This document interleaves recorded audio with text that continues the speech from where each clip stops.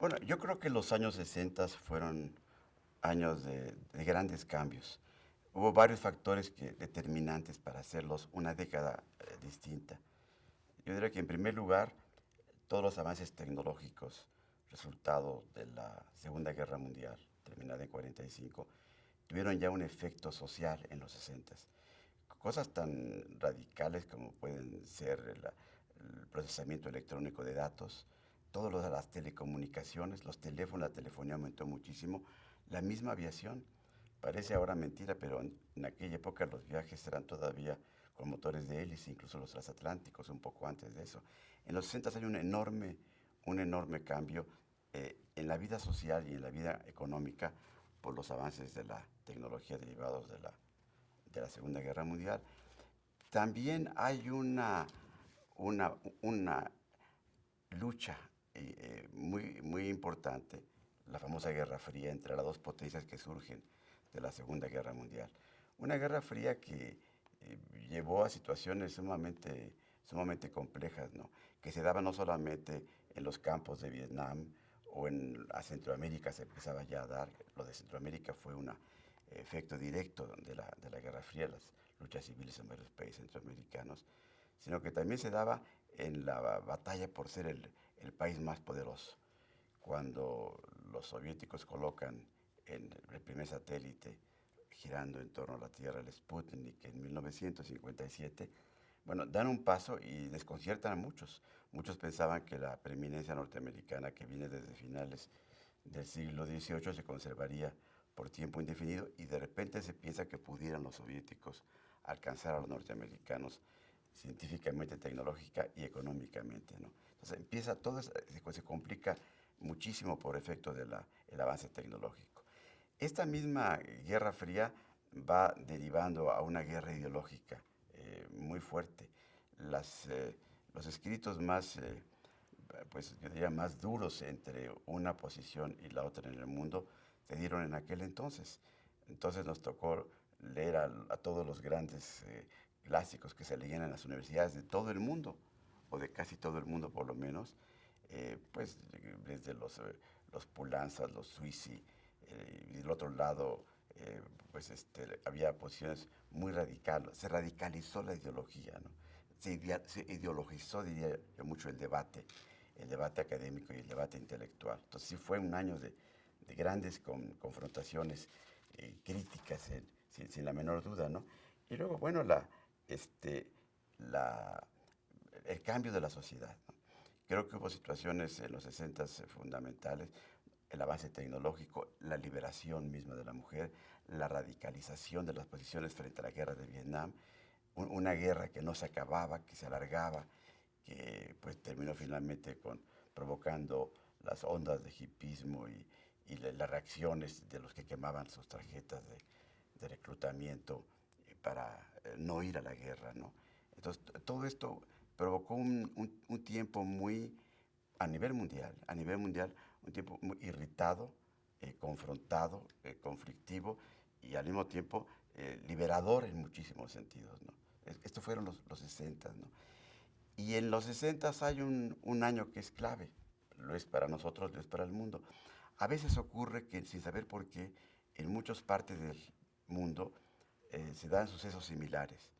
En 1848, en el siglo XIX, pues fue un momento en el cual hubo revoluciones, movimientos en muchas partes, básicamente de Europa, y no se sabía por qué coincidían, ¿no?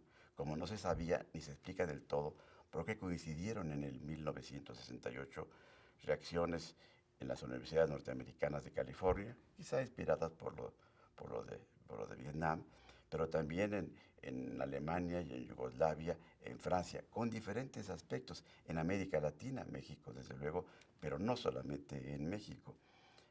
Había un ambiente, diría yo, de confrontación, de liberación, de confrontación, de crisis, de gran cambio, y eso de alguna manera se concentró en las universidades en 68. En algunos casos, como en el caso francés, probablemente las razones fueron otras, que tuvieron que ver a lo mejor hasta con la crisis del oro, y llamo crisis del oro cuando Estados Unidos le retira el valor estable al oro que tenía desde Bretton Woods, pero finalmente acaba por ser también un movimiento obrero, ¿no? Lo que no pasa en otras partes. En México no. En México fue un movimiento fundamentalmente estudiantil, universitario y de clases medias, urbanas. Fue muy típico en nuestro caso, ¿no? Entonces, 68 se convierte en un momento del mundo, un momento de cambio, de expresión de esa situación de liberación, de conflicto y crisis, pero aquí en México toma su propia dinámica. Cada país tiene su propia característica, ¿no? Y quizá en México hubo dos factores que lo hicieron particularmente agudo.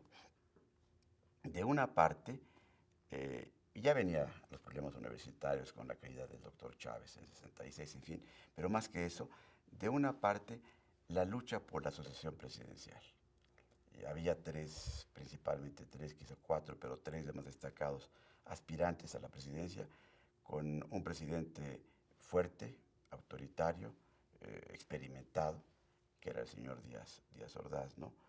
Y al mismo tiempo que se da esto, es una lucha que es más o menos soterrada, más o menos escondida, pero que está ahí y que tiene un efecto a lo largo del año, desde el principio del año 68.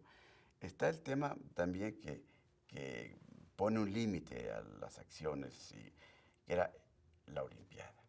Íbamos a celebrar la Olimpiada, lo cual era, diría yo, después de años de crecimiento estable, realmente un crecimiento muy notable de 1932 hasta los 80, pero pasando por el 68, el país crece arriba del 6% anual en promedio. Es el país en algunos lapsos que más crece en el planeta, ¿no? Venía de situaciones muy rezagadas después de la revolución, pero también con estabilidad, sin inflación. El año de 68 en particular es un año en el cual la economía crece 8.2, 8.3% del producto en un año, lo que ahora pues ni soñando, ¿no? Es un año pues en que está consolidándose la posición de un Nuevo México, no hay la menor duda, ¿no? Que pesa, que ha recibido gente que viene huyendo de situaciones críticas políticas de toda América Latina, de Europa, en fin, ya no digo la cuestión española, la cuestión del centro de Europa, pero posteriormente de toda América Latina, ¿no? Es un México con un gran peso internacional, se le da la Olimpiada y va a tener su primera actuación en los escenarios mundiales, en serio, con la Olimpiada del 92, que lo exhibe, lo expone, lo abre y lo limita también. Es este juego entre la sucesión presidencial y la Olimpiada lo que hace que en México este movimiento natural que se da en el mundo entero de crítica, de liberación, de confrontación de los estudiantes originalmente, pero que luego va a contaminar de una manera muy positiva, diría yo, a las clases medias urbanas del país, lo que en México le da una característica especial. Al grado de que yo creo que 68 es uno de los años claves de nuestra historia nacional.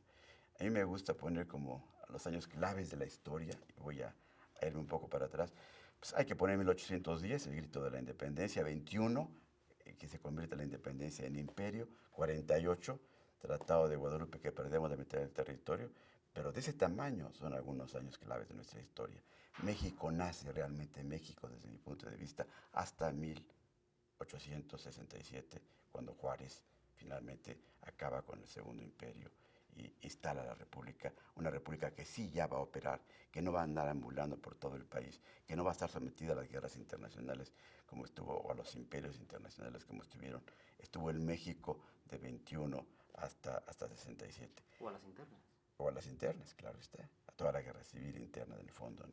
Entonces México se sigue 67 y yo diría que el otro gran momento es 1910, cuando esta consolidación de esa primera etapa republicana, se termina con un gran crecimiento económico, pero también con una dictadura indiscutible, la de Porfirio Díaz, y termina en 1910-11, ¿no? Viene la guerra civil interna, o como le queramos llamar, ¿no? La revolución que se sigue hasta que se vuelven a instalar las instituciones en 1929, asesinato de Obregón, el Partido Nacional Revolucionario y ya se institucionaliza y empieza una nueva etapa. Esa etapa que avanza mucho el país, decía yo, que crece desde 32 en adelante a tasas altísimas, con inflaciones controladas, con una administración funcional, en un sistema político que entonces más que un partido democrático, un partido de juegos electorales, era un espacio de concertación, un espacio para resolver las diferencias, a veces militares todavía al principio, y luego pues políticas sindicales, laborales, empresariales, de grupos sociales, de regiones del país, y que funciona, yo diría que notablemente bien durante varias décadas, hasta que se va ella misma concentrando, perdiendo su espíritu de alguna manera democrático original, perdiendo su ánimo libertario en un autoritarismo que de alguna manera representa el gobierno del presidente Gustavo Díaz Ordaz, y que en 68 culmina con lo que nos pasa, ¿no? Entonces ocurre esta evolución en México cuando en el mundo estamos en el momento de la crisis de las libertades, en el momento de las confrontaciones, en el momento, confrontaciones hasta en el caso de Estados Unidos con la autoridad misma. Bueno, Martin Luther King, esas son las etapas esas, el asesinato del presidente Kennedy, en fin. Y aquí en México se nos da este momento y se empieza a manejar y pega en el centro, pues yo diría que intelectual y moral más destacado que tenía la nación en ese momento, creo que lo sigue teniendo ahí, que es la Universidad Nacional Autónoma de México.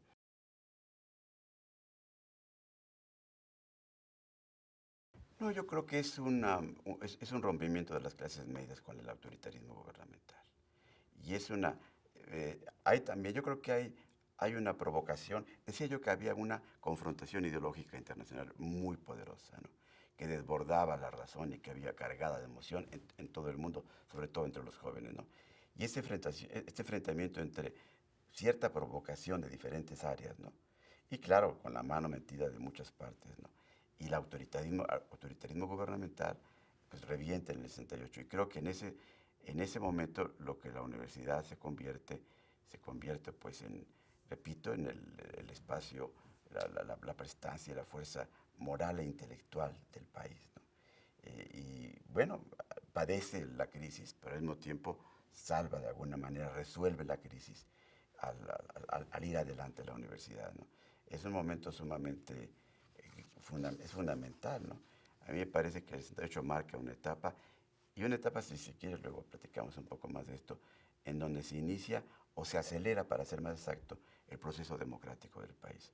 Todo lo que pase después del 68, desde mi punto de vista, avanzará gradualmente hacia una apertura, hacia un respeto por la opinión de los demás, hacia una posibilidad de convivencia y hacia realmente un sistema democrático que había venido deteriorándose, y además nunca se había llegado a consolidar como lo es en una democracia moderna, porque no lo había en el mundo. Pensemos que México es de los países que primero da el voto a la mujer en los años 50, ¿no? Entonces, no es que México fuera malo y otros eran buenos, es que en el mundo no se había dado, por más que se quiera decir por algunos, ¿no? De manera general, en situaciones de una vida democrática más participativa, de un mayor respeto real a los derechos humanos. Sí, o la Declaración de los Derechos Humanos desde la Revolución Francesa y luego Naciones Unidas lo reiteran en 45 y la Sociedad de Naciones también lo hacen en 1920, pero no se daba como si se va a empezar a dar ya en los años modernos, después digamos, de los 60 justamente a nivel mundial.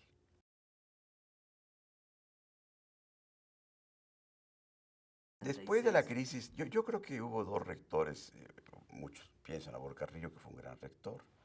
Creo que el doctor Chávez fue un gran rector, no hay la menor duda.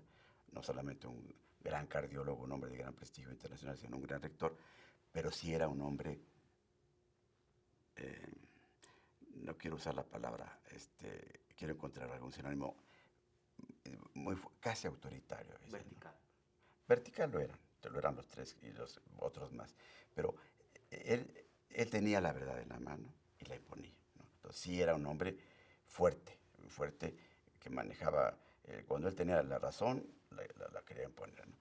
Y bueno, pues se confrontó con el presidente Díaz Ordaz de alguna manera cuando resuelve sacar algunos problemas internos en la Facultad de Derecho cuando estaba de director el doctor Sepúlveda. Eh, yo creo, repito, fue un gran rector Chávez, pero un rector que yo tengo la razón, es este y vamos adelante. Y bueno, pues choca con un hombre, realmente sí, un hombre que no entendía mucho por más que dijera y que hiciera discursos muy armados políticamente, no entendía del respeto por la opinión de los demás, ¿no? Y bueno, pues pasa lo que es una vergüenza para la universidad, la forma como fue ofendido y el doctor Chávez y todos los directores de las facultades y escuelas en el año de 1966, ¿no?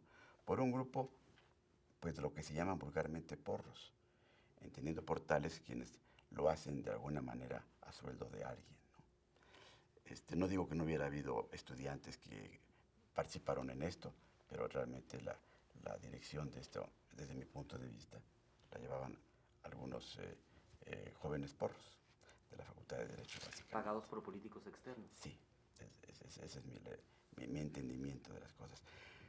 Con quienes pronto tuve yo que conocer ya más directamente, porque entonces no era más que profesor en las facultades de Ciencias Políticas y de Economía, donde era otro el ambiente, ¿no? Y bueno, pues cuando finalmente cae el doctor Chávez, la Junta de Gobierno nombra al ingeniero Barrosierra, rector, hablo de principios de mayo del año de 68, de 66, principios de mayo de 66. Él poco después no me conocía, pero me invita a platicar y luego me invita a la Secretaría General de la universidad. Yo tenía realmente poco de haberme recibido, porque tardé en recibirme, en fin, ¿no? Llevaba 2 años de recibido, pero ya tenía más de dar clases, un poco más, porque empecé a dar clases desde antes. Y tenía, sí, varios grupos, tanto en economía como sobre todo en ciencias políticas, ¿no? Y entonces, cuando el 28 él me debe haber invitado ya como el 21 o 22 de mayo de ese 66, llego a la Secretaría General que recibo de Mantilla Molina, un gran universitario, un gran profesor de la Facultad de Derecho. Bueno, pues lo primero que tengo que enfrentar son los heroicos jóvenes porros que habían ofendido a la universidad y a su rector, Ignacio Chávez, apenas unas semanas antes. Y empezar a trabajar con ellos, ¿no? Para buscar la reconstrucción de la funcionalidad y de la paz dentro de nuestra casa, ¿no?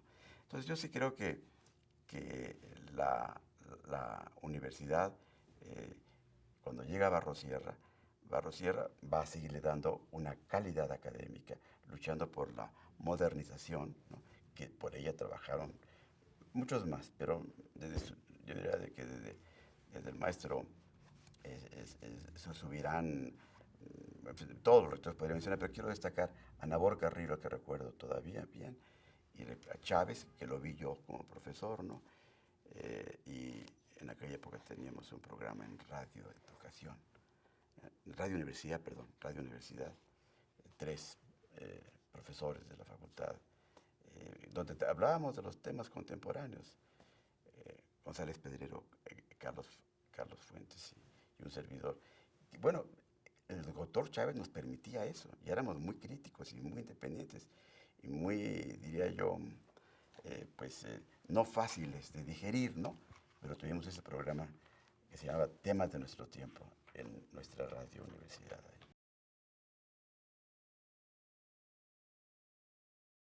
Mire, yo estuve en la Facultad de Ingeniería, pero no fue mi maestro, lamentablemente.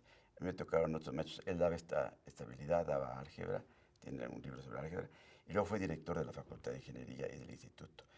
Barrosierra era uno de los grandes ingenieros de México, en la época en que, bueno, se creó la ICA. Él fue de los fundadores de la Ingenieros Civiles Asociados, una empresa de gran trascendencia para el México moderno, por lo que construyeron, pues, la infraestructura con que el país cuenta, en buena medida, sale de esas generaciones de ingenieros de los años de Barrosierra, de Bernardo Quintana, en fin. Entonces, era un gran constructor, un hombre que se pasó parte de su vida en los campamentos de ingeniería construyendo gran obra de ingeniería civil, empresas, en fin. Pero al mismo tiempo era un gran profesor universitario, ¿no? Y luego fue, repito, director de la Facultad de Ingeniería. Y había estado toda su vida en la universidad. Traía, no solamente por linaje, sino por cultura, el ser nieto del fundador de la Universidad Nacional, de Justo Sierra. Porque luego en esto hay puntos de vista, y el mío es muy claro. Nuestra universidad nace en 1910 con Justo Sierra. La pontificia es un antecedente, muy apreciable, admirable, respetable y hasta querible.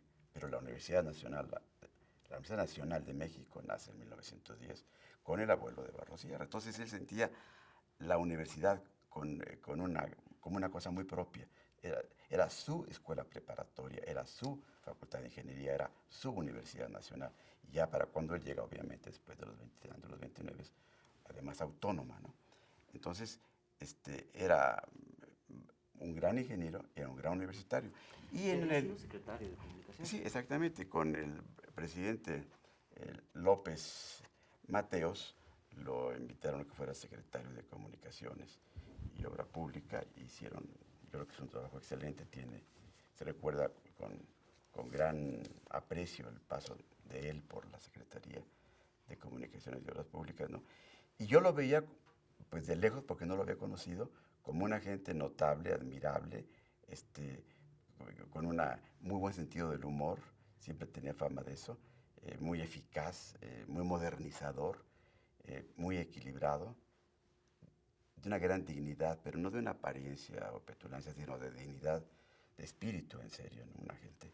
Así lo veía yo de lejos. De manera que cuando me invitó a platicar, pues yo estaba dedicado a otras cosas, y no era desde el punto de vista pues, económico, diría yo, muy conveniente, pero la universidad ya me había tocado, ya me fascinaba y entonces acepté y me comprometí y con él estuve trabajando 4 años que duró su rectorado, ¿no? Así, así ocurren las cosas. Yo veo que en el 68 hay una gran conmoción mundial. En México hay esta lucha política por la sucesión presidencial. Hay la fecha límite del 12 de octubre para salir al espectáculo mundial como un país en pleno crecimiento, en plena etapa de modernidad, y se nos atraviesan las crisis, los ánimos encontrados, las ideologías en choque que se dan tan claramente en el año del 68 y en general en los 60. Barros Sierra, desde que llegó, tenía primero volver a recuperar la paz y el control de la universidad, lo cual llevaría unos pocos días. Para quienes lo vimos trabajar, aprendimos luego, ¿no? Porque él estaba empeñado en respetar, oír y respetar la opinión de los demás. Y aunque yo tenía la experiencia de profesor en facultades fuertes, vivas como en la ciencia política y economía, pero a veces yo sí era menos, no tenía tanta paciencia como él tenía para escuchar a algunas gentes, ¿no? Y él me enseñó eso, ¿no? A veces había unos preparatorianos que desde el principio del año, no viene al caso recordar nombres en este momento, tomaban camiones, asaltaban supermercados, asaltaban tiendas, llegaban aquí, tomaban una escuela o dos, se metían a la Secretaría General, que amenazaba todo el caos que se creó después de la caída del doctor Chávez, ¿no? Entonces, bueno, la verdad que yo no tenía gran respeto por ellos, lo confieso, ¿no? Pero en alguna ocasión, a uno de los más, eh, ¿qué diría yo?, más irreverentes y provocadores de estos jóvenes, ¿no? Barros Sierra le dedicó 2 horas a oírlo. Y yo estaba a un lado de él, o sea, los dos oyéndolo, ¿no? Entonces, al final, las cosas empezaron a cambiar. Barros Sierra no le importaba si era un académico, si era un estudiante responsable, si era un líder con ambición política, o si era un provocador, o si era un porro, no le importaba. Su tarea, él así la vivía, era educar, era ver qué le puedo dar a ver cómo puedo, cómo lo escucho y cómo logro que me escuche a mí, cómo aprendo a entender su punto de vista y él lo logro convencer de que también entiende el mío, sin querer imponérselo, ¿no? Sí, en eso era un caso excepcional, Javier Barros Sierra, y por eso es que fue un rector rector excepcional, porque realmente trajo a la universidad, después de los grandes rectores, y repito, Chávez, Nabor, y tantos que hubo, ya no digo, bueno, anteriormente, de los grandes rectores que hubo acá, ¿no? El mismo, en su momento, el mismo Vasconcelos, ¿no? Yendo más para atrás, pero él trajo la modernidad, la eficiencia, el pragmatismo y el respeto al punto de vista del otro, el respeto a todos y la obsesión educadora, ¿no? El que fuera, hay que tratar de educarlo, hay que convencerlo. Y esto nos contaminó a un grupo de gentes que colaborábamos con él, ¿no? En aquella época la Secretaría General era realmente un centro operativo importante. Acordaban con el secretario general todos los directores de facultades y escuelas y los coordinadores de ciencias y de humanidades. Los directores de los institutos acordaban con los coordinadores, que eran Emilio Rosenbluth y el maestro Bonifaz Nuño, el gran poeta y latinista clásico, ¿no? Rubén Bonifaz Nuño era el coordinador de humanidades y el doctor Emilio Rosenbluth, ingeniero también, coordinador de ciencias. Ellos venían conmigo. Yo realmente estaba muy relativamente chavo, ¿no? Relativamente. Y venían los directores de facultades, escuelas, institutos, pero tenía el apoyo del rector y las ganas de ayudarlo a esta modernización. Hubo cambios fundamentales en la parte académica de la universidad. 66 a 68 se avanzó mucho. En varios estatutos que estaban pendientes se actualizaron, se mejoraron, se completaron, se abrieron nuevas ideas y nuevos mecanismos para realizarlas, nuevos métodos de enseñanza, educación a distancia. Se fortaleció mucho un centro de lenguas extranjeras, en fin, con los mejores profesores que podrían encontrarse. Se pasó de los viejos estos currícula inflexibles, en los cuales tantas materias, tantas horas, en fin, tales calificaciones, a currícula más flexibles, ¿no? Se propuso mucho esto y se logró bastante, ¿no? Que, por ejemplo, siempre hubiera materias optativas. Antes, no, ¿cómo optativas? Materias optativas que el estudiante pudiera optar por una materia a otra, que además las optativas se pudieran pagar no solamente en mi facultad de ingeniería, o en mi facultad de derecho, o en mi facultad de medicina, sino en otra facultad, ¿no? Qué importante era que un universitario lo fuera, no fuera solamente un veterinario, un odontólogo, un ingeniero civil, sino fuera un universitario, una gente con una visión universal de los conocimientos, ¿no? Entonces, se logró que muchos estudiantes de las escuelas de ciencias fueran a estudiar a filosofía o a ciencias políticas, a derecho, historias, otro tipo de cosas, en una proporción razonable de su currículum completo, ¿no? Pero se logró esta flexibilidad. Yo creo que de los grandes problemas que tenemos hoy todavía en nuestra educación superior es la inflexibilidad. Es increíble que estudiantes egresados de la Universidad Metropolitana, por ejemplo, no puedan entrar tal cual a la Universidad Nacional o a una universidad privada, iberoamericana, la que se quiera, ¿no? Que tengan que tener revalidaciones y pago de...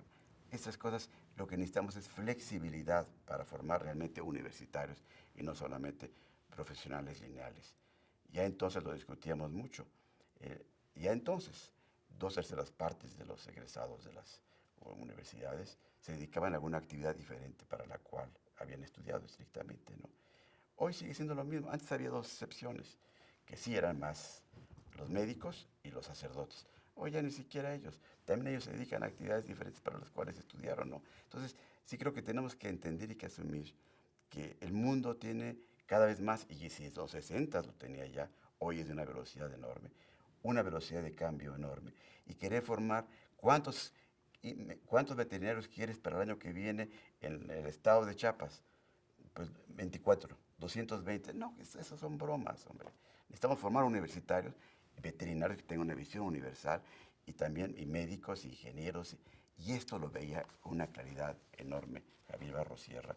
Y por eso es que habló y cambiamos a sistemas mucho más flexibles y pasamos a sistemas de créditos. Ya no vamos a pagar asignaturas nada más, sino créditos.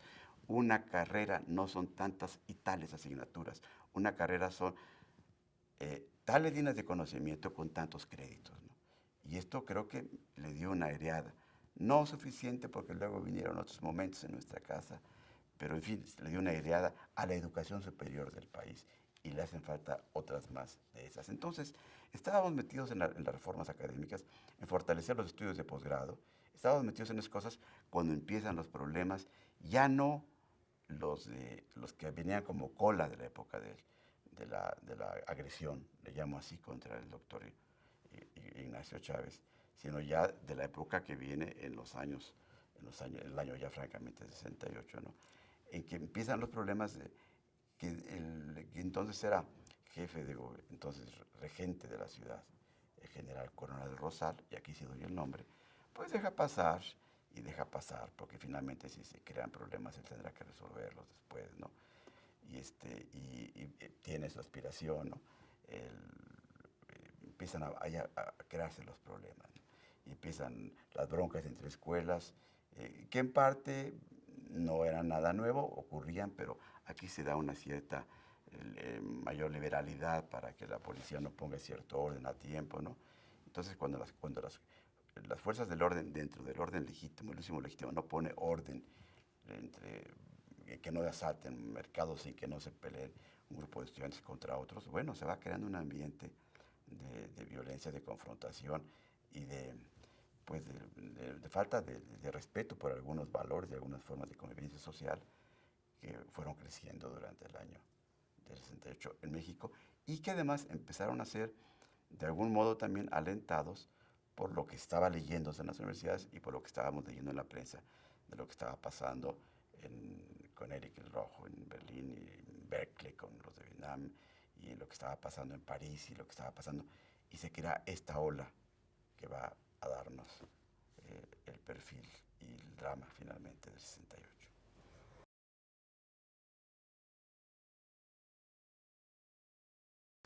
Bueno, en todo estábamos, o sea, se le daba seguimiento, obviamente teníamos, manejar una universidad, ya no digo como la de hoy, que tiene casi 300, pero ya de 100, no recuerdo ahora, 140, 150 mil estudiantes, tiene uno que tener además un manejo político en el mejor sentido de la expresión, ¿no? Y para ello requiere información y la teníamos. Y todo se iba manejando y hablando con el gobierno para que no hicieran tonterías, en fin. Yo tenía particularmente una relación más fluida con González Guevara, que era el secretario general del gobierno de la Ciudad de México, del Distrito Federal, que obviamente dependía del general Corona, pero era mucho más universitario, mucho más entendido que el general Corona desde mi punto de vista, y lo viví muy a fondo todo eso, ¿no? Con él lograba yo resolver muchas cosas, mira, tomaron esto, pasó esto, ¿no? En fin, pero González Guevara trataba realmente de ayudar, fue un amigo de la universidad, desde el gobierno de la ciudad, como otros funcionarios más del gobierno, hubo varios, el secretario de la reforma agraria, hubo varios, no viene al caso ser ahorita, que estaban procurando que las cosas se canalizaran en cuanto al gobierno correspondía. Y lo otro, pues manejarlo aquí con los directores de las facultades, había reuniones frecuentes con ellos, en fin. Lo que alteró ya definitivamente las cosas, ¿no? Había broncas o problemas estudiantiles, eran todavía estudiantiles, ¿no? Eh, en este contexto que estaba dándose de la inquietud, de la rebeldía, de la lucha, del deseo de libertad, ¿no? Bueno, yo siendo secretario general nunca dejé de dar clases, siempre tuve mis clases perfectamente normales y daba hasta dos y bueno, pues había que debatir a veces con los estudiantes, pero de una manera universitaria, ¿no? Hasta ahí. Pero finalmente esto se va evolucionando y lo que cambia las cosas es cuando el ejército comete la indignidad y la barbaridad por orden superior, obviamente, porque así operan los ejércitos en todo el mundo, de abrir con un bazucazo la puerta de San Ildefonso de la preparatoria universitaria. Eso era absolutamente, desbordaba cualquier cosa, ¿no? Que ya había habido otros momentos, sí, que en el Politécnico, pero esta era nuestra casa y esta era la puerta de la preparatoria. No, no me tocó a mí, pero sí a muchos de los profesores más distinguidos hicieron su preparatoria ahí. Barro Sierra, ahí su preparatoria. Entonces, como si llega y le dicen, te pusieron un bazucazo a la puerta de la casa donde naciste, o de la casa de tus papás, o de la casa donde estudiaste tu preparatoria, fue profundamente ofensivo.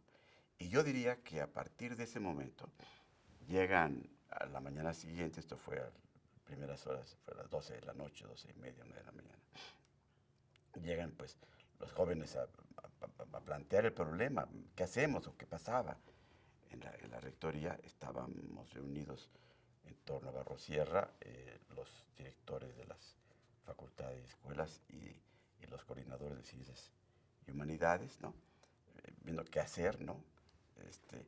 Y llegan ellos, entonces el rector me pide que les diga que lo esperen en la explanada, que va a bajar. No me es fácil hablarles porque estaban explicablemente muy indignados, y uso esa palabra para no usar otra, frente a las cámaras, frente a ustedes, ¿no? Muy, muy indignados, ¿no? Tuve que subirme a un escritorio para tranquilizar, bajan, y baja el rector, y el rector simplemente pone la bandera a media asta. La universidad está de luto, ha sido ofendida por el Estado mexicano, ¿no? Y en ese momento se convierte un movimiento estudiantil en un movimiento universitario. Ya no era solamente los estudiantes más responsables, más, que diría yo, más ideológicamente activos, o más inquietos, o si se quieren, más revoltosos. Ya no. Era la universidad la que había sido ofendida. Y en ese momento los miles de profesores y el rector a la cabeza estaban en un movimiento que habría de trascender muy pocos días después a lo que había sido un problema puramente estudiantil. Creo que la manifestación más clara de esa trascendencia, de este salir de los muros de la ciudad universitaria, fue la marcha primera que se organizó por la universidad. Fue una marcha que sí organizamos con mucho cuidado. Que quisimos negociar con el gobierno, que no hubiera problemas, porque ya el gobierno estaba moviendo pues, hasta tanques y equipo ligero por varias partes, ¿no? Y entonces yo logré negociar con, eh, con el secretario general del departamento del DF, con Gonzalo Guevara, pues que saldríamos. Él quería que saliéramos nada más por Insurgente, que no saliéramos primero de la ciudad universitaria. Dije, no, vamos a salir. Bueno, pues salgan y dan la vuelta por Insurgentes en Félix, no en lo que hoy es la Miguel Ángel de Quevedo. El Monumento de Obregón. Sí, dan la vuelta y regresan. Pues vamos a ver, ¿no? Pero siguieron platicando. Que las gentes querían ir más lejos, algunos querían ir al Zócalo, querían ir a... ¿Sí? El rector nunca quería provocar, no era su función, quería educar y quería salvar la dignidad la dignidad y la fuerza moral y cultural de la universidad, ¿no? Pero algunos querían aprovechar, porque había de todo, obviamente, en esos momentos, ¿no? Y algunos querían ir hasta el Zócalo y llevar ahí, ¿no? Entonces, cuando salimos sí hablamos con los principales líderes, ¿no? Se procuró que estuvieran en un ánimo universitario de responsabilidad, pero en fin, salimos y en ese momento se decidió con ellos que íbamos a ir hasta Félix Cuevas, pero entonces todavía no estaba autorizado y tenían pues preparado el estadio de la llamada Ciudad de los Deportes de aquí adelante. Entonces, lo tenían preparado para encerrar a todos los que se pasaran de cierto nivel, de cierta calle. Y por teléfono, alguien que me hacía el favor de ayudarme como secretario, que era Enrique Rubio, comunicándose con González Guevara para decirle, vamos a ir hasta Félix Cuevas. Entonces, retírenlos más allá de Félix Cuevas. Y todos estábamos aquí en la ciudad universitaria organizando para que fuera una manifestación digna de la Universidad Nacional Autónoma, organizada, seria,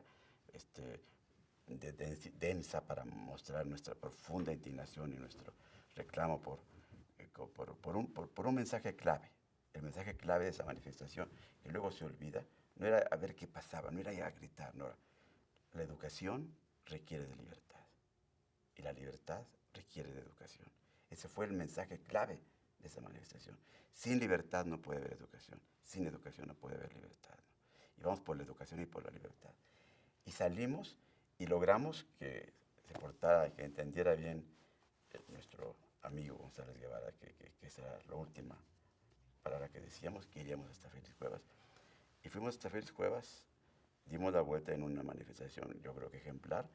Fue quizá una de las primeras con bastante más de 100.000 personas, porque aunque eran fundamentalmente universitarios a los que se sumaron los hermanos politécnicos y otras universidades, que todas, entonces no había tantas como hay ahora, pero ya había algunas, ¿no? También había gente que se sumaba, ¿no? Entonces no fue la más grande del movimiento. Luego hubo algunas que pasaron de 200.000, pero esta fue más de 100.000, no le puedo decir si eran 120, pero era una enorme, eran muchas cuadras de insurgentes las que se llenaron. Dimos la vuelta, algunos apenas estaban saliendo desde aquí cuando estábamos dando la vuelta allá en Félix Cuevas. Regresamos, esperamos a que acabaran de llegar los últimos y el rector volvió a echar a decir unas palabras, ¿no?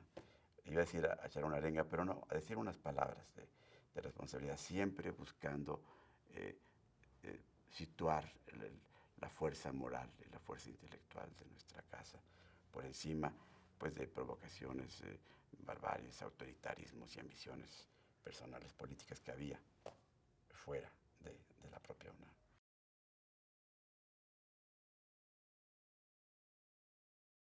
Bueno, la autonomía tiene fundamentalmente, como todos lo sabemos aquí en la casa, ¿no? Fundamentalmente tiene la autonomía de cátedra y la autonomía de pensamiento, la libertad de pensar y de decir y de enseñar y de investigar todo lo que se desee, pero también de difundir la cultura. No voy a difundir lo que me permite el gobierno, difundo la cultura, porque nuestras funciones son enseñar, aprender, investigar y difundir la cultura con total autonomía, y el único juicio que cuenta es el del intelectual, del profesor, el del estudiante que está, o el del artista que está haciendo una de esas tareas, ¿no? Esa es la autonomía fundamental. Ahora, para darle espacio y realidad, sustancia a esta autonomía, tiene que haber una autonomía en el manejo de sus propios recursos, ¿no? Es un hecho que el Estado aporta recursos a la universidad, y desde mi punto de vista, aquí diría yo, hay que dar cuenta de en qué se gastó, pero no preguntar en qué se va a gastar. Darle cuenta de que se gastó bien. Porque yo sí creo que no lo había antes, hoy lo hay, y a mí me parece bien que la universidad transparente sus recursos, todos, frente a los universitarios y frente al Estado, los que el Estado le da.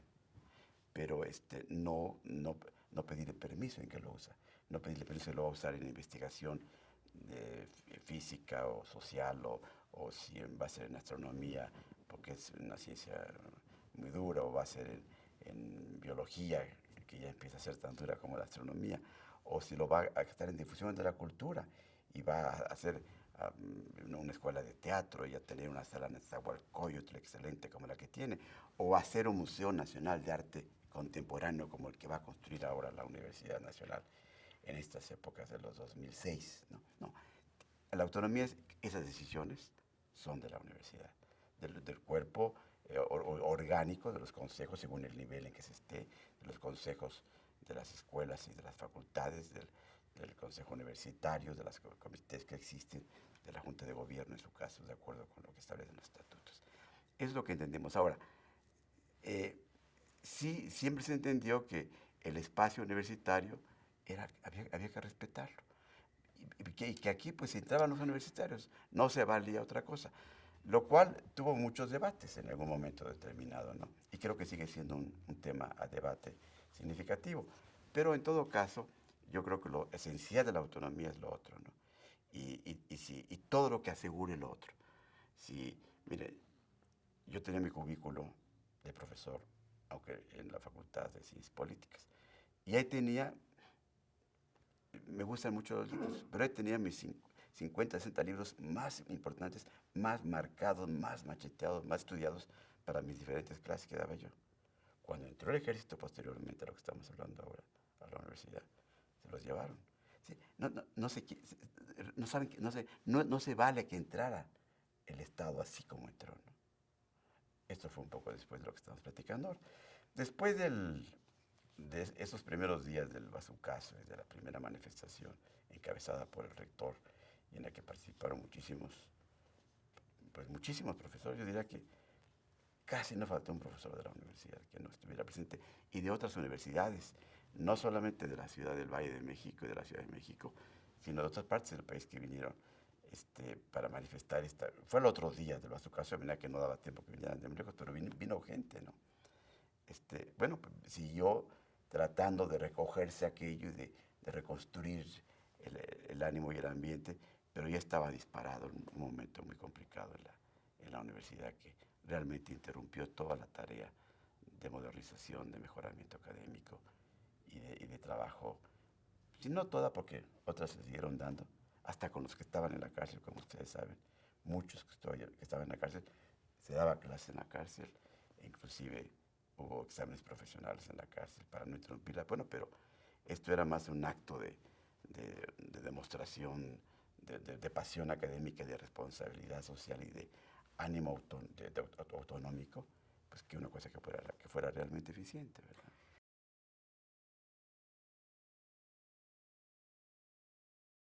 Por el propio Congreso, eh, implicaba un enfrentamiento con el gobierno, ¿no? Este, la universidad no está para enfrentarse con el gobierno, es una institución del Estado, pero no puede permitir que el gobierno se meta en sus asuntos. Yo recuerdo alguna vez que había una cita para platicar con el presidente rector. El rector fue conmigo muy diferente, lo cual le agradeceré toda la vida. Siempre, no puedo decir siempre, pero siempre que yo sabía que iba a hablar con el presidente para alguna cosa, todavía el primer año, pues el presidente, acuérdense, venía a la inauguración de cursos, en fin, ¿no? Él me hacía, me daba la confianza de que estuviera yo presente cuando hablaba. Entonces, alguna vez que iba a hacer una entrevista, dije no sé por qué, y me he arrepentido toda la vida. Si no tiene usted acuerdo con el presidente, a tal hora se le va a aceptar. ¿Acuerdo, señor licenciado? Me contestó. ¿Acuerdo? El rector de la universidad no tiene acuerdo con nadie. No tiene más que pues al Consejo Universitario y a la Junta de la Universidad. La universidad es autónoma. Esa no se me olvidó nunca. Fue de los primeros días. Nunca se me olvidó y lo aprendí bien. Por eso cuando algunas veces, en otros años, he visto a rectores de la universidad, alguna vez, ir casi a acuerdo, me ha dado mucha pena. El rector de la Universidad Nacional Autónoma de México no tiene por encima de él más autoridad que el Consejo Universitario, los profesores y los estudiantes de la universidad, representados por el Consejo Universitario y en su caso la Junta de Gobierno. Y eso tienen que entenderlo todos quienes estén en esta casa. Porque de otra manera, aunque pueda ser muy democrático el gobierno, que no lo ha solido ser siempre, ¿verdad?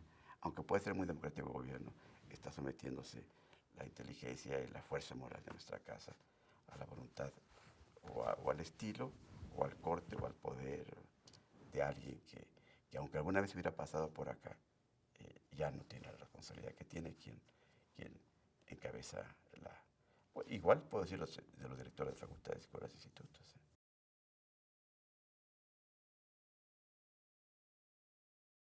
No se enfriaron, se confrontaron. ¿Sí? Haber echado un bazucazo en la puerta y luego posteriormente haber invadido la universidad con 10,000 soldados, eso es una vergüenza que el Estado mexicano tendrá siempre, ¿no? Se confrontaron, era absolutamente inaceptable, ¿no? Y entonces, bueno, pues ustedes recuerdan que hubo muchos profesores que fueron a la cárcel, gente tan distinguidas como la propia directora de la Facultad de Economía, que era una de mis dos facultades, ¿no? Efigenia Martínez de Navarrete, ¿no? Las cosas son inolvidables, ¿no?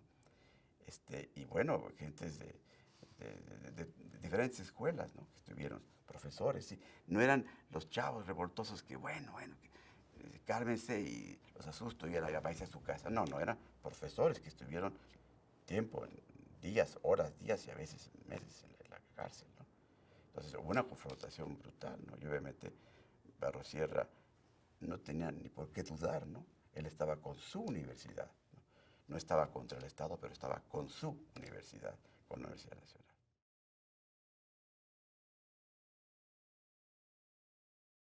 Yo diría que siempre hubo comunicación, pero más que comunicación, siempre hubo plática, siempre hubo respeto. Yo mismo tenía pues, diariamente con diferentes grupos, porque había diferentes grupos, ¿no? Pero con los más, donde estaban las gentes más con un liderazgo más fuerte en la Facultad de Ciencias, en filosofía, no sé, Escudero, tanto, se platicaba permanentemente los diferentes directores de facultades y escuelas, los diferentes funcionarios y el propio rector, buscando tratar de reconstruir un ambiente de trabajo y de prudencia frente al gobierno, ¿no? Y bueno, después, ya que pasaron los momentos más álgidos, el presidente Díaz Ordaz le pidió al rector que se nombrara una comisión para encontrar un diálogo entre el gobierno y la universidad, e incluso le pidió al rector que si él estaba de acuerdo, que le propusiera a los que pudieran negociar. Y el rector le propuso a dos personas, a, al don Andrés Caso, que era pues, de la familia de los Caso, universitarios, y a Jorge de la Vega Domínguez. Andrés Caso lo conocía muy bien el rector, porque había sido oficial mayor de la Secretaría de Comunicaciones, cuando él era secretario de Comunicaciones, y a Jorge de la Vega porque era un agente pues muy independiente, un joven muy equilibrado, en fin, fueron los dos que estuvieron interviniendo y platicando con el comité de huelga y con el gobierno, no eran intermediarios entre la universidad, no, eran intermediarios básicamente entre el comité de huelga de los muchachos y el gobierno. Y porque en la universidad platicábamos directamente con ellos, ¿no? Y platicábamos permanentemente, ¿no? Y coincidiendo muchas veces, cuando no coincidíamos, tratando de convencer o de argumentar o escuchando argumentos para ver cómo se podían hacer las cosas mejor.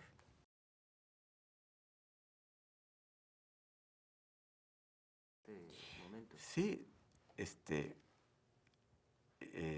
yo acababa de irme a mi casa en la noche cuando me llaman, dicen lo que había pasado, ¿no? Me fui a casa del rector, pues ya les imagina la indignación, ¿no? Y el rector escribe dice que ha hecho todo lo posible por servir a la universidad y presenta su renuncia, ¿no? De acuerdo con el estatuto, me encargo yo de la rectoría interinamente por unos pocos días, realmente unas horas largas, diría yo, ¿no? No podemos venir aquí, tenemos aquí todos los archivos, todo, ¿no? Entonces, lo que pudiera ocurrir, yo cuando me vine aquí venía de una oficina que tenía yo con un socio, que cuando vi que venía todo esto, me hizo favor de prestarme un espacio y ahí puse algunas cosas mínimas para poder tener los teléfonos de la gente, lo mínimo por lo que pudiera ocurrir, porque ya veía yo cómo estaban actuando, ¿no? Bueno, pues desde ahí tuvimos una primera junta yo con todos los directores de escuelas e institutos para tratar de no perder la unidad y que la universidad siguiera funcionando y luego en casa del rector hubo varias reuniones y hubo no tanto la gestión misma de los comisionados para negociar, sino de otras personas que no siempre se han reconocido como gentes que sirvieron positivamente de contacto, ¿no? En algún momento, de alguna manera, reiteróles Jesús, en un grado mucho más intenso, y puede sorprender, pero Alfonso Martínez Domínguez. Alfonso Martínez Domínguez fue gente clave para tratar de reconstruir cosas y de toda la confianza para mí. Les cuento que como nos oían por todo lo que decíamos, ¿no? Teníamos que mandarnos recados con propios y vernos en esquinas para que no nos grabara pues de gobernación, ¿no? Y poder ver. finalmente se entendió que no solamente era el rector de la universidad, sino que el líder de los universitarios, el señor Javier Barros Sierra, y que no iban a poder hacer, hacer nada sino Barros Sierra. Buscaron, bueno, ya estaba Barros Sierra, se pusieron a escoger quién podría llegar. Aquí no podía llegar nadie en ese momento, ¿no? Porque simplemente no era ver quién llega a ver a administrar, a pagar los sueldos, ¿no? y a ordenar los horarios. No, no. Era quién podía entrar a esta casa como rector. No había más que una persona que era el líder natural de la universidad en un momento de crisis, que había sabido ponerse en el lugar que le correspondía. Y pues Barros Sierra se le convenció, no fue fácil. Varios tratamos de convencerlo, recuerdo muy bien ahí, a Gastón García Cantú, a Enrique González Casanova, al propio González Pedrero, a los directores de las facultades, Enrique lo era de las ciencias políticas en ese momento, González Pedrero, y bueno, muchos más que se le convenció y él aceptó por la universidad regresar y poco después había tomado ya, reasumido la rectoría. Y pasaron días más para que devolvieran la ciudad universitaria. Imagínense, ¿no? Se convirtió en un cuartel invadido y maltratado, porque además no solamente las aulas, sino también algunos de los centros de investigación fueron descuidados y maltratados. Pero en fin, finalmente, no recuerdo el día, pero a los X días nos la devolvieron. La recibimos en nombre del rector, el secretario administrativo, que era Jorge Ampudia, un agente de toda la confianza del rector, y el secretario general, que era yo. La recibimos y era realmente una impresión devastadora, ¿no? Porque una casa llena de actividad, de inteligencia, de curiosidad, de rebeldía en el mejor sentido, ¿no? De creatividad, ¿no? Está inundada, abandonada, ¿no? Así la tomamos. Ya luego vimos que regresar a algunos que le dieran seguridad a los espacios y a los centros de investigación, a los inmuebles, en fin. Y poco a poco se fue echando a andar. Pero eso fue una herida muy profunda en la universidad, que tuvo consecuencias. Yo diría que hubo dos consecuencias principales, ¿no? Luego viene lo del 2 de octubre, pero es otra cosa, ¿no? Pero en este momento yo creo que hay dos consecuencias principales. Primero, sí se lastimó la educación superior pública en México, muy severamente. No creo que haya sido la intención de nadie, pero sí, todos los programas de posgrado, ¿no?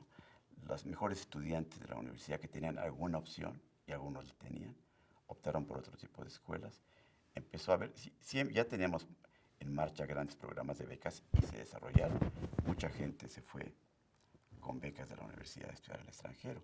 Pero una cosa es ir a estudiar al extranjero para formar mexicanos globales, con visión global, pero mexicanos.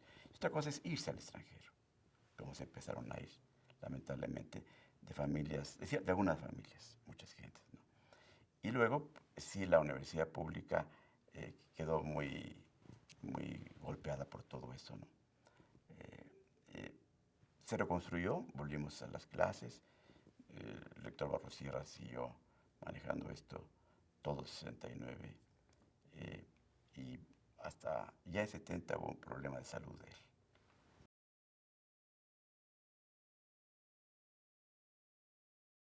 Bueno, la toma de la universidad primero y luego lo del 2 de octubre fueron dos golpes muy fuertes, ¿no? Y ya en el caso del 2 de octubre yo lo veo situado muy claramente entre la sucesión presidencial y las fechas de la Olimpiada, ¿no?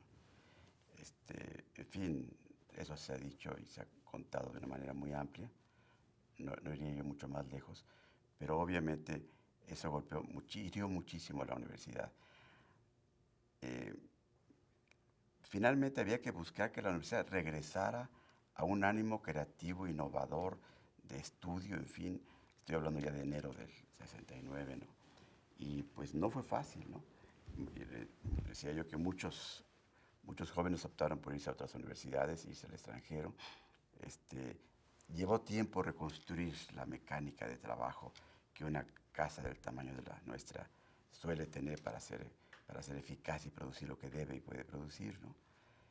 Pero en fin, se recuperó y se trabajó, se volvieron a, recuperando lo que ya se había avanzado en materia de nuevos métodos de enseñanza, de la flexibilidad en los sistemas entre escuelas, de la actitud de los maestros, y hubo que dedicarle un tiempo también a atender a algunos que se habían quedado detenidos, asegurarles que tuvieran el mejor abogado para que los defendiera y que tuviesen también los libros y los programas, que los profesores pudieran de alguna manera llegar a ellos.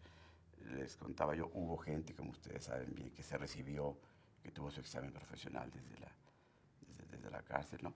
Y esto fue evolucionando gradual y lentamente, ¿no?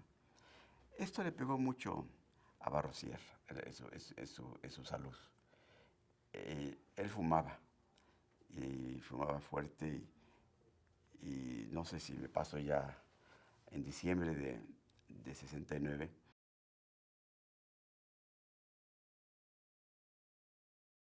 Voy a ir con mucho gusto. Sí, diciembre, no recuerdo, pero yo creo que eran la segunda quincena de diciembre del año 69. Él me llama un día y me dice, siempre me dice licenciado, a veces señor secretario, pero licenciado me decía que voy a tener que atender mi salud y voy a tener que retirarme un tiempo, no sé cuánto tiempo, le encargo las cosas. Ya luego supe que había tenido un problema de cáncer en el pulmón, ¿no? Que es lo que tenía, ¿no? Entonces, pues se retiró y obviamente procuré que todo siguiera como estaba fluyendo. Ya había pasado un año más, bien, ¿no? Y regresó a la universidad, no perdió el control, no perdió el contacto. Yo jamás tuve nunca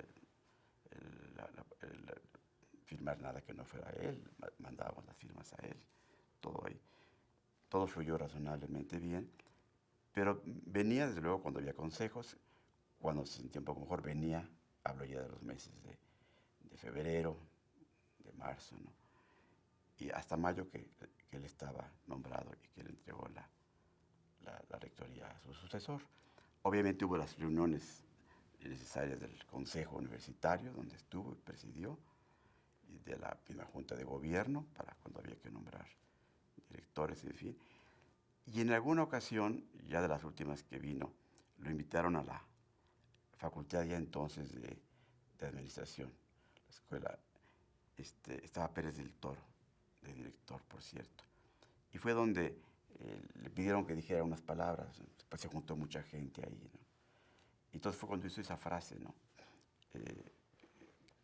Hablando de la universidad, ¿no? Dijo, viva la discrepancia, ¿no? Es decir, cuando todos son coincidentes, y todo es igual, y todo está plano, cuando todo esté plano, pues todo está muerto, ¿no? La discrepancia como un instrumento de creatividad. Pero la frase fue seca, terminante y una. Viva la discrepancia, ¿no? La cual conmovió a muchos, ¿no? Y no es la discrepancia por la discrepancia, aunque así se dijo en ese momento. La discrepancia para enriquecer, la discrepancia para disentir y para reflexionar y para poder salirnos de los moldes que algunos nos quieren establecer, ¿no? Esa es una frase que fue muy importante de él. Regresó a la rectoría y yo no me acuerdo de qué día de mayo, pero en los primeros días de mayo que se cumplía los 4 años que le tocaban de rectorado y después de la decisión de la Junta de Gobierno, le entregó la rectoría al doctor Pablo González Casanova, quien por cierto había sido director de la facultad donde yo había estudiado bastantes años antes, ¿no? Pues esa es la historia. Ahora, ¿qué pasa luego? Yo sí siento que ahora en estos tiempos estamos en 2006, se habla mucho del pasado y de que 70 años. La verdad es que México tuvo momentos de enorme avance, de un crecimiento con estabilidad y además de un gran avance de aperturas, ¿no? Pero finalmente, pienso, no sé, en la época de Cárdenas y hasta en la época López Mateos, y los Cortines, pero llega un momento en el cual se va rigidizando. La rigidez es mala para todo, para las arterias, para las articulaciones, para los planes de estudio y más aún para los gobiernos. Se va rigidizando la estructura política, ¿no? Y cae francamente en el autoritarismo. Yo no pienso que de Ordaz hubiera buscado que pasara lo que pasó, pero sí sé que reaccionó como reaccionó cuando eso ocurrió. Y sí vi también a 3 jugadores buscando la presidencia a cualquier costo, ¿no? La ganó uno, el más audaz probablemente, el que le ofreció más y el que no se portó bien con la universidad nunca. Esos son hechos de la historia, ¿no? Luis Echeverría. Como puedo decir que se portó muy bien otras gentes, que lo dije antes, ¿no? Él tenía una actitud también muy autoritaria, correspondiendo probablemente a la de su propio jefe, ¿no? Entonces, bueno, yo sí siento que el 68 fue porque había habido un desarrollo económico notable. Recuerdo que hablé de 8,2, 8,3% de crecimiento del producto en el año 68 en concreto, pero el último año, el primero de Díaz Ordaz, el último de López Mateos, creció 11% la economía en un año, lo que no va a crecer en todo el sexenio actual, por decir alguna cosa, ¿no? Sí había habido un cambio, ¿no? Por eso nos dieron la Olimpiada, que luego fue en la imagen internacional. Pesó mucho más la vergüenza nacional del 2 de octubre que el éxito mundial de la Olimpiada, que fue muy buena, por cierto, pero ya estaba tocado todo el ambiente, ¿no? Pero sí es un hecho que las clases medias urbanas, impulsadas por sus hijos, sus estudiantes, sus profesores, se van conformando y cobrando conciencia en ese 68. Yo por eso ponía al principio como una de las fechas históricas de México el 68. Y luego pondría la siguiente, pues el 2000, para no dejar de poner el final de una etapa, así como puse el 29, pongo el 2000, ¿no? Pero en 68, si bien la educación superior de México entra en un periodo de gran dificultad, que afortunadamente luego esfuerzos de la universidad bajo direcciones como la de Guillermo Soberón, la de José Sarucán, la actual misma, sin la menor duda, han impulsado una nueva vida y una vitalidad y una creatividad y una capacidad de difundir la cultura con De la Fuente, no hay la menor duda, ¿no? Han recuperado, pero de alguna manera la educación pública se vio golpeada en ese momento de una manera muy fuerte. Se ha recuperado, y no solamente aquí en esta casa, sino en muchas universidades del país, fruto de algunas cosas que no cabe platicar hoy. Tuvimos en aquella época de Barrosierra un seminario en Cuernavaca, en donde se hizo un diseño de cuál sería, qué queremos para el futuro de las universidades en México, y eso se cumplió con bastante, se avanzó mucho. Queríamos muchas más universidades, ya no queríamos casas del estudiante en México para que todos vinieran a la UNAM, sino universidades y tecnológicos en todos los estados de la República. Muchas cosas que se decidieron ahí, crear una universidad más como la Metropolitana, ahí se decidió, colegios de bachilleres. Esto es otra historia. Fue una reunión que hubo con Barrosierra, por cierto, con Rosenbluth, con otras gentes, con González Pedrero. Pero es otra historia. Pero sí, contó mucho. Ocurrió que luego seguimos en actividades educativas gentes como Rogelio de Cosío, un gran educador, ¿no?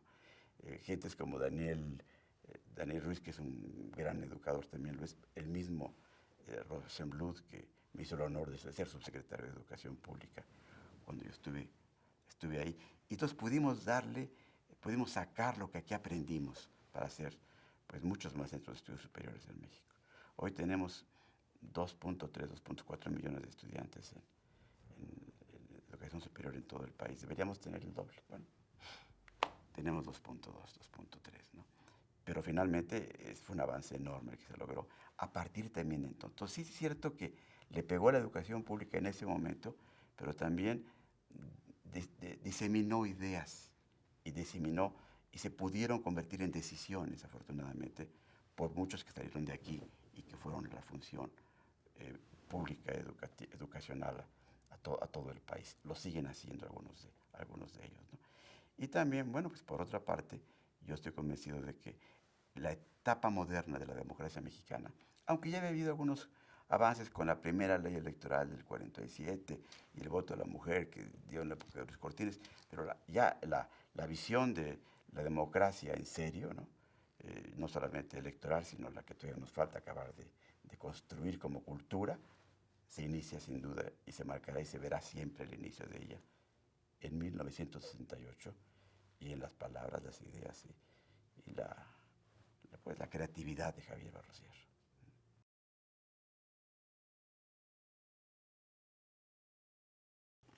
Bueno,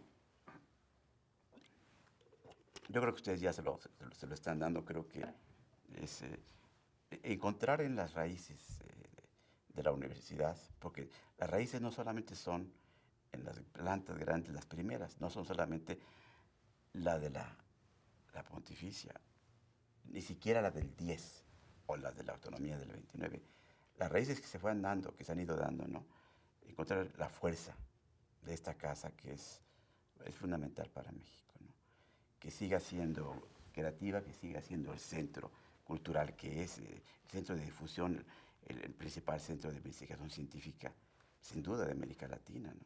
Bueno, que se fortalezca en los ánimos del mejor conocimiento de sus etapas difíciles, de sus etapas críticas. No hay duda que el 68 fue crítico para el país y para la universidad, pero hay que aprender que de las crisis, que son finalmente cambios, también se pueden sacar cosas buenas, ¿no?